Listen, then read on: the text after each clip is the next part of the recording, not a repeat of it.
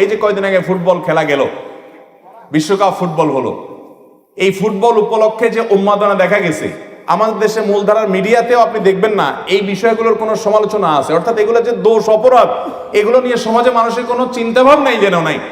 আমি কক্সবাজার এক হোটেলে ছিলাম, মাহফিল শেষে রাত্রে এসে মাত্র ঘুমাইছি, এমন চিৎকার চেঁচামেচি শুরু হলো আশেপাশে, কিসের ঘুমটুম সব শেষ।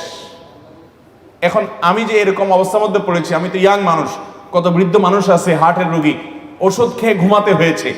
এই যে চিৎকার কারণে মানুষগুলোর কষ্ট হচ্ছে, গভীর রাত পর্যন্ত চিৎকার চেঁচামেচি, এটা কোনো সভ্য মানুষের কাজ হতে পারে?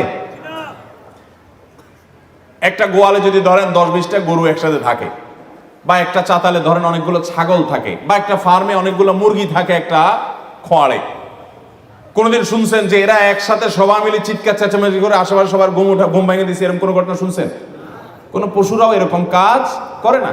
আরে ভাই, তোমার আনন্দ হয়েছে বুঝলাম, তোমার আনন্দ রাত 3টা বাজে করতে গিয়ে আশপাশে মানুষের ঘুম ভাঙা দিচ্ছে, এটা কোন ভদ্রতা, এটা কোন মনুষ্যত্ব? কিন্তু আমাদের সমাজে এগুলো হয় কি হয় না বলেন?